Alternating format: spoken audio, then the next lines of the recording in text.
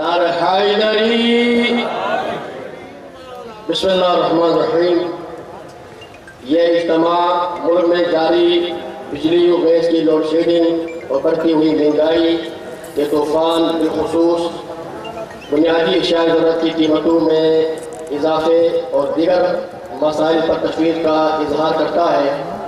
اسی طرح ملک میں کرپشن اور بدعنوانی جو ملک کو لمحہ بلمحہ تباہی و بربادی کی جانب دھکیل رہی ہے، ان حالات میں یہ نمائندہ اجتماع حکومت سے مطالبہ کرتا ہے کہ وہ شفاف اور غیر جانبدار احتساب کے عمل کو جاری کرے، مہنگائی اور بے روزگاری پر قابو پائے، عوام کو ریلیف فراہم کرنے کے لیے فوری اور ٹھوس اقدامات کرے اور بگاڑ کے ذمہ داروں کو اظہار کردار تک پہنچائے۔ لبیک یا رسول اللہ۔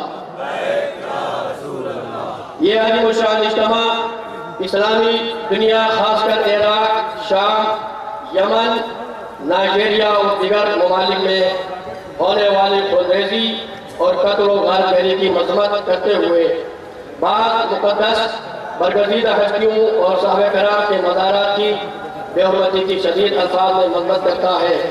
نعرہ تکبیر۔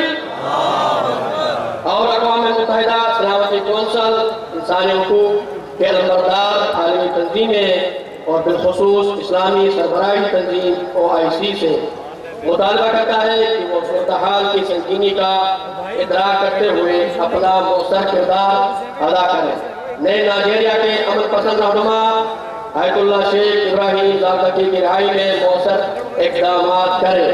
نعرہ تکبیر۔ کانفرنس کے شرکاء گزشتہ دنوں بعد اسلامی ممالک کی مساجد میں نماز جمعہ کے اجتماعات میں خودکش بم دھماکوں کے نتیجے میں درجنوں نمازیوں اور عالم اسلام کی برجستہ شخصیات کی شہادت پر غیر رنج و غم کا اظہار کرتے ہوئے انسانیت کی شدید الفاظ میں مذمت کرتا ہے اور واضح کرتا ہے کہ دہشت گردی اور قتل و غارت گری دنیا کے جس خطے میں بھی ہو قابل نفرت کھیل ہے اور معصوم اور بے گناہ انسانوں کا خون بہانے والے دہشت گردوں اور قاتلوں کا کوئی مسئلہ و مسئلہ نہیں ہوتا۔ نعرہ تکبیر۔ آخری قرارداد کانفرنس کے شرکاء عالمی شہرت یافتہ ممتاز مذہبی اسکالر، مسلح اور پرامن عالم دین آیت اللہ شہید شیخ باقر نمر کو سزائے موت دینے کی پرزور مذمت کرتے ہوئے مطالبہ کرتا ہے کسی بھی معاملے پر مختلف نقطہ نگاہ یا اختلاف رائے جمہوری حق ہے، سزائے موت ترین انصاف نہیں، لہذا متاثرین کے بنیادی حقوق اور انصاف کے عالمی تقاضوں کو مبعوث خاطر رکھا جائے۔